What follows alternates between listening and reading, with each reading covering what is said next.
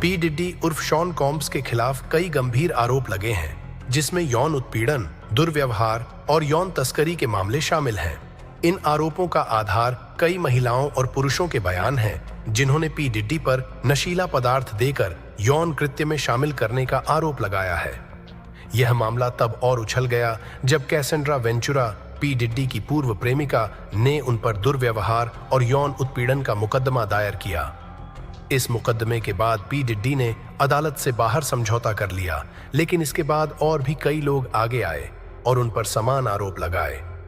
जांच में यह खुलासा हुआ कि पी डिड्डी ने अपनी पार्टियों में नशीली दवाओं का उपयोग किया, जिसमें नशे की हालत में लोगों को यौन गतिविधियों में शामिल किया गया। इन पार्टियों में न केवल महिलाएं बल्कि पुरुष भी शामिल थे और यह दावा किया गया कि कई बार इन कृत्यों को रिकॉर्ड भी किया गया था। अभी हाल में पी डिड्डी के घर पर छापे मारे गए और उनके खिलाफ कई सबूत जुटाए गए हैं। इस मामले की जांच जारी है और आने वाले समय में यह देखा जाएगा कि क्या पी डिड्डी को इन आरोपों के लिए दोषी ठहराया जाएगा। तो नमस्कार दोस्तों, स्वागत है आपके अपने YouTube चैनल पर। तो वीडियो शुरू करने से पहले चैनल को सब्सक्राइब जरूर कर लीजिए। तो बढ़ते हैं हमारी वीडियो की ओर। पी डिड्डी स्कैंडल ने आखिरकार यह उजागर कर दिया है कि हमारी संस्कृति पर नियंत्रण रखने वाले लोग वास्तव में कितने अंधेरे और विकृत हैं। कुछ सबसे परेशान करने वाली से एक लड़का जस्टिन बीबर के साथ स्लीप ओवर रिकॉर्ड किया गया और अपने पसंदीदा सेलिब्रिटीज को फंडिंग और नियंत्रित करने के लिए अपने स्वयं के प्रेम द्वीप की मेजबानी की, जहां उन्होंने लोगों को लिया। राडार से दूर मुझे एक द्वीप मिला है, इसे लव आइलैंड कहा जाता है। जब आप मेरे साथ जी से बाहर जाते हैं तो आपको एक सप्ताह के लिए पार्टियों से हटकर सोने का मौका मिलता है, जबकि कथित तौर पर उद्योग के कुछ सबसे प्रतिष्ठित संगीतकारों को भी हटा दिया जाता है। पी डिड्डी की स्थिति वास्तव में परेशान करने वाली बात है और अब जब वह हिरासत में है तो समय ही बताएगा कि आगे क्या होने वाला है। लेकिन तथ्य यह है कि यह दशकों से हॉलीवुड एलीट के बंद दरवाजों के पीछे गुप्त रूप से चल रहा है। यह दर्शाता है कि यह वास्तव में कितना अच्छा था, लेकिन अब आखिरकार सच्चाई सामने आ गई है। हमारी आंखों के सामने यह रहस्य उद्घाटन हुआ कि पीट को किसी परिचय की आवश्यकता नहीं थी। इससे पहले कि वह अपने अपराधों के लिए कुख्यात था, वह समाज के शीर्ष पर था। उसने दुनिया की कुछ सबसे शक्तिशाली हस्तियों के साथ कंधे से कंधा मिलाकर काम किया था। वह संगीत उद्योग में जय से लेकर हर किसी को जानता था, जेड बेयोंसे, स्नूप डॉग से लेकर बिगी स्मैश और यहां तक कि जस्टिन बीबर तक। लेकिन इस हालिया मामले ने उजागर कर दिया है कि सेलिब्रिटी एलीट्स वास्तव में कितने ट्विस्टेड हैं। नवंबर 2023 में शॉन की पूर्व प्रेमिका कैसी वेंचुरा द्वारा शुरू की गई जांच ने उन पर दुर्व्यवहार का आरोप लगाया और कैसेंड्रा पर मुकदमा दायर किया। और पी डिड्डी फिर अगले ही दिन अदालत से बाहर चले गए और उनके एक वकील बेन ब्रैफमैन ने स्पष्ट किया कि यह किसी भी तरह से गलत काम को स्वीकार करना नहीं था। पी ने फिर इस विचार का समर्थन करने के लिए कैसेंड्रा को शुभकामनाएं देते हुए एक बयान जारी किया कि वह निर्दोष था, लेकिन दोषी था या नहीं, यह निश्चित रूप से उसके नाम पर एक दाग छोड़ दिया गया है। कैसेंड्रा ने फिर एक बयान जारी कर अपने दोस्तों और परिवार को उनके समर्थन के लिए धन्यवाद दिया और निपटान राशि को अज्ञात छोड़ दिया गया। ऐसा लगता है कि मामला बिना धुले नौकरी के बंद हो गया है, या कम से कम यही है। उसने सोचा कि एल ऐसा करेगा। क्या वह जानता था कि यह उसके लिए अंत की शुरुआत होगी और कई आरोपों और जांचों के साथ गेंद को घुमाना शुरू कर देगा, जिससे उसकी मृत्यु हो जाएगी। इसके बाद दुर्व्यवहार और यौन उत्पीड़न के आरोपों के साथ 2 और मुकदमे दायर किए गए। 2 अन्य महिलाओं द्वारा। जॉय डिकर्सन ने दावा किया कि 1991 में, जब वह सिर्फ 19 वर्षीय कॉलेज स्टूडेंट थी, पी डिड्डी ने डेट के बाद उसे नशीला पदार्थ दिया था और अपने घर में उसका यौन उत्पीड़न किया था। गार्डर अगली पीड़िता थी जो आगे आकर दावा कर रही थी कि वह और उसके दोस्त को नशीला पदार्थ दिया गया और अलग अलग कमरों में रखा गया, जहां पहले पी ने किया और फिर एरन एच ने उनके खिलाफ भयानक यौन कृत्य किए। फिर उसे पता चला कि उसके दोस्त के साथ भी बिल्कुल वैसा ही व्यवहार किया गया था और ऐसा लगता है जैसे उन दोनों ने बारी बारी से उनके खिलाफ इन भयानक अपराधों को अंजाम दिया। उस समय लिजर्ड केवल 16 वर्ष की थी और फिर कुछ दिनों बाद पी उसके घर पर आ गया। और उस पर फिर से हमला किया और इस बार उसका तब तक गला दबाया जब तक वह मर नहीं गई, क्योंकि वह इस सोच से चिढ़ गया था कि लिजर्ड इस बात का जिक्र उसकी प्रेमिका से कर सकती है। 2023 में एक अन्य व्यक्ति उन पर अधिक आरोप लगाने के लिए आगे आया। उसने दावा किया कि उसके साथ सामूहिक और यौन तस्करी की गई थी। उसने कहा कि हार्वे पियरे, जो कॉम के बैड बॉय रिकॉर्ड्स के अध्यक्ष थे, 2023 में उसे डेट्रॉइट से न्यूयॉर्क ले गए। हालांकि उनके साथ रहते हुए एक तीसरा आदमी पिडी और पियर में शामिल हो गया और पिडी ने यहां तक शिकायत की वह तब तक काम पूरा नहीं कर सकता जब तक कि वह अपने निपल्स को पिंच नहीं कर लेता। सूट में रात की एक तस्वीर शामिल थी जिसमें शीन की गोद में बैठने का सवाल था। वह तब केवल 17 वर्ष की थी और अब चौथी महिला थी। कुछ ही हफ्तों में सामने आए, इस बार पीडीडी ने अदालत से बाहर समझौता नहीं किया, बल्कि उन्होंने अपने इंस्टाग्राम पर एक बयान जारी कर कहा कि बहुत हो गया, पिछले कुछ हफ्तों से मैं चुपचाप बैठा हूं और लोगों को मेरे चरित्र का हनन करने की कोशिश करते देख रहा हूं। मेरी प्रतिष्ठा और मेरी विरासत को नष्ट कर दो। कुछ लोगों द्वारा मेरे खिलाफ घृणित आरोप लगाए गए हैं जो जल्द से जल्द पैसा कमाने की चाहत रखते हैं। मुझे पूरी तरह से स्पष्ट कर दें कि मैंने ऐसा कोई भी भयानक काम नहीं किया है जिस पर आरोप लगाए जा रहे हैं। मैं अपने नाम, अपने परिवार और सच्चाई के लिए लड़ूंगा, लेकिन ऐसा होगा फ्रेंड्स ऑफ पी द्वारा विशेष रूप से हॉवर्ड स्टर्न के साथ अशर के साक्षात्कार में कई लाल झंडे का संकेत दिया गया था, जहां सूक्ष्म सुझावों से संकेत मिलता है कि ये नए आरोप संभवतः 2016 में स्थापित किए गए थे, जब साक्षात्कार हुआ था, जब आशा ने अपने अनुभवों का वर्णन किया था जब वह शिंकुन के साथ रहते थे वर्ष, और कहा कि वह कुछ बहुत ही उत्सुक चीजों से अवगत हुआ था, लेकिन उस उम्र में उसे यह समझ में नहीं आया। मैं न्यूयॉर्क शहर चला गया और मैं 1 वर्ष के लिए शान पफी सीएस के साथ रहा। हम आपको पफी फ्लेवर कैंप नामक किसी चीज पर भेज रहे हैं। आप फ्लेवर कैंप सीखने जाते हैं। इसे ही पफी का स्थान कहा जाता था। यह बिल्कुल चूजों से भरा हुआ था और बिना रुके तांडव कर रहा था। 2024 में अशर के साथ एक रोलिंग स्टोन साक्षात्कार में उन्होंने पी डिडी के साथ रहने के अपने अनुभवों के बारे में विस्तार से बताया। उन्होंने कहा कि आसपास हमेशा लड़कियां होती थीं। वह एक दरवाजा खोलते थे और देखते थे कोई व्यक्ति एक कमरे में कई लोगों के साथ तांडव कर रहा था। उसे कभी नहीं पता था कि इसे ध्यान में रखते हुए क्या होने वाला है। यह आश्चर्य की बात नहीं थी कि 27 फरवरी 2024 तक पीडीडी के एल्बम द लव एल्बम के निर्माता ने यौन संबंध के लिए पीडीडी पर $30 मिलियन का मुकदमा दायर किया।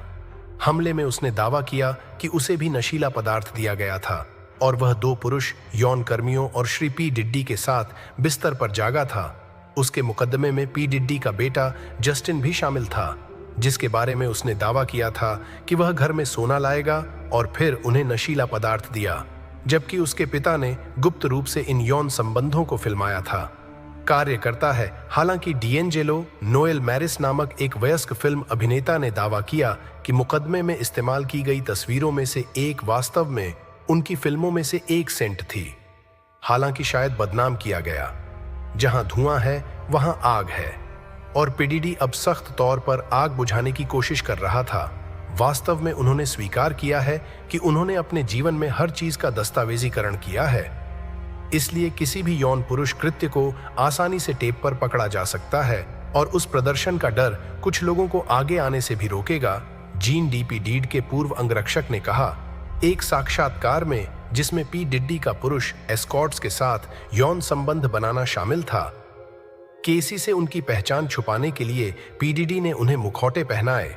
उसने यह भी आरोप लगाया कि जब वह इन पुरुष वेश्याओं के साथ यौन संबंध बना रही थी तो पुरुष वेश्याएं और डीडी वे सभी छद्म मुखौटा पहने हुए थे।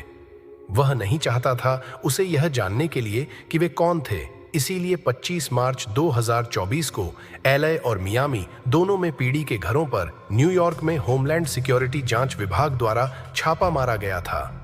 यह शायद न्यूयॉर्क के दक्षिणी जिले के नेतृत्व में यौन तस्करी की जांच का हिस्सा था। अब 5 पीड़ितों द्वारा प्रेरित किया गया जो आगे आए थे, जिनमें से एक पुरुष था जिसने गुमनाम रहना भी चुना, क्योंकि जांचकर्ता ने छापे के दिन बंदूकें और पी का फोन जब्त कर लिया था। यह बताया गया था कि बेबी ऑयल और लुब्रिकेंट की 1000 से अधिक बोतलें की संपत्ति पर पाए गए थे। यह असामान्य खोज हास्यास्पद होगी।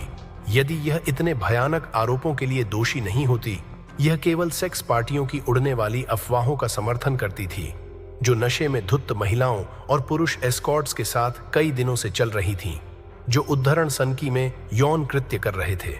लॉस एंजल्स स्थित घर में पी डिड्डी की वासना की अंतहीन जरूरत को पूरा करने के लिए पी डिड्डी के बेटों को भी छापे के दौरान हथकड़ी लगा दी गई थी। उनकी मां ने बताया था कि संघीय एजेंटों ने अत्यधिक अनावश्यक बल का इस्तेमाल किया था और यह सिर्फ प्रेरित था, लेकिन ऐसा नहीं हो सका। यह सच्चाई से कुछ भी दूर नहीं है कि इसमें कथित तौर पर शामिल सभी लोगों को हटा दिया गया है और आने वाले महीनों में सच्चाई सामने आ जाएगी कि यह हॉलीवुड सेलिब्रिटी संस्कृति वास्तव में कितनी परेशान करने वाली थी। अब पीडीएस पार्टियां पागलपन भरी मानी जाती हैं, जैसा कि आप शायद 1000 बोतलों से बता सकते हैं। इन पार्टियों में बेबी ओनेल के बारे में यह बताया गया कि पेश की जाने वाली सभी दवाएं इस तरह से डिजाइन की गई थीं ताकि पार्टी में भाग लेने वाले लोग घंटों तक सेक्स कर सकें। तुसी नामक एक पेय था जिसमें बहुत सारी दवाएं मिलाई गई थीं। जगुआर राइट ने एक साक्षात्कार में यह बताया, जैसा कि उसने कहा था कि पी डिडी आपकी मांसपेशियों को आराम देने के लिए स्पेशल के डालेगी, जिसे के भी कहा जाता है। अब यदि आप नहीं जानते कि बिल्ली क्या है, बिल्ली जिसे वे सड़क पर विशेष बिल्ली कहते हैं, यह एक पशु चिकित्सा दवा है। यह एक घोड़ा है। ट्रैंकुलाइज यह तब था लंगड़ा नूडल के नकारात्मक दुष्प्रभाव का प्रतिकार करने के लिए कोकीन और व्याग्रा के साथ मिश्रित, जैसा कि जग ने वर्णन किया है कि यह आपको आराम देने या फिर भी आपको सेक्स के लिए पूरी तरह से ऊर्जावान बनाए रखने के लिए एकदम सही मिश्रण बनाता है। कोकीन आपको पूरी रात जगाए रखता है, लेकिन दुर्भाग्य से यह आपको लंगड़ा नूडल देता है क्योंकि इसके साथ रक्त बहता है। इसलिए आप जो पूरी रात आधा कठिन चाहते हैं, इसलिए आपके पास यह सुनिश्चित करने के लिए व्याग्रा है कि जब आप कोक के साथ अपने आप को सुन्न कर रहे हैं तो रक्त अनैच्छिक रूप से कठिन रहता है। जेमी फॉक्स ने यहां तक कहा कि वह एक के लिए गया था इन पार्टियों में, और यह बहुत संभव है कि सेलिब्रिटीला हॉलीवुड संस्कृति के अधिकांश लोग इन चीजों में भाग लेंगे, विशेष रूप से पिछले कुछ हफ्तों में सामने आए हालिया आरोपों के साथ। और यह सोचना वास्तव में परेशान करने वाला है कि वहां क्या हो रहा था। हाल ही में एक वीडियो दिखाया गया था। पी के CNN द्वारा केसी पर हमला करने से उसके दावों का समर्थन हुआ। वीडियो में दिखाया गया है कि वह होटल की पार्टी छोड़ने की कोशिश कर रही है और पी ने पहले ही उस पर काली नजर डाली है। वीडियो में पी ने एक तौलिया के अलावा कुछ भी नहीं पहना है और जैसे ही वह उसे पकड़ता है, वह हिंसक रूप से उसे नीचे धकेलता है, फिर उसे 2 बार लात मारने के लिए आगे बढ़ता है और उसे हॉल से नीचे खींचने की कोशिश करता है। फुटेज में और भी दुर्व्यवहार दिखाई देता है जब वह उसकी दिशा में कांच का एक गुच्छा फेंकता है। यह स्पष्ट है कि वह उस समय बहुत नशे में है। इनमें से एक से अभी निकला है। इस फुटेज के सार्वजनिक होने के बाद भयानक पार्टियां हुईं। पी ने माफी मांगते हुए कहा कि जब ऐसा हुआ था तब उन्हें खुद से घृणा हो गई थी और अब उन्हें खुद से घृणा हो गई है। यह समझाया गया कि पी ने फुटेज के लिए होटल को $50,000 का भुगतान किया ताकि इसे जनता के बीच लीक न किया जा सके। दुखद वास्तविकता यह है कि यह निगरानी में एकमात्र तत्काल न्यायालय है और वास्तव में जनता के सामने आ गया। हालांकि केसी का मुकदमा कहीं अधिक भयानक आरोपों से भरा हुआ था। वह लड़की कुछ ऐसे दौर से गुजरी थी जिसके बारे में उसने कभी नहीं सोचा था कि उसे कभी संगीत व्यवसाय से गुजरना होगा। उसने दावा किया कि पी डिड्डी इसके अनुकूल हो जाएगा। क्रोध और वह उसकी क्रूर पिटाई का मुख्य लक्ष्य थी। वे शयन कक्ष में चले गए और दरवाजा बंद कर दिया। यही कारण है कि 16 सितंबर 2024 को पी डिडी को अंततः मैनहट्टन के एक होटल में गिरफ्तार कर लिया गया था। यौन तस्करी, रैकेटियरिंग की साजिश और संस्था में शामिल होने के लिए परिवहन। उनके वकीलों ने दावा किया कि उन्होंने खुद को सौंपने का इरादा किया था, लेकिन उन्हें मौका नहीं दिया गया। उन्होंने यह भी दावा किया कि उन्होंने अपना पासपोर्ट सौंप दिया था। उसके वकील ने 18 सितंबर को $50 मिलियन की पेशकश करते हुए जमानत की अपील की, जिसे फिर से अस्वीकार कर दिया गया और पी डिडी को अब जेल में जीवन बिताने का सामना करना पड़ रहा है। बलपूर्वक श्रम, अपहरण, आगजनी, रिश्वतखोरी और न्याय में बाधा डालने सहित आरोपों की लंबी सूची का दोषी ठहराया गया। इस मामले से जुड़ी नई जानकारियां लगातार सामने आ रही हैं। अगर आपको यह वीडियो जानकारीपूर्ण लगा हो तो इसे लाइक करें, चैनल को सब्सक्राइब करें और अपने विचार कमेंट सेक्शन में जरूर बताएं। धन्यवाद।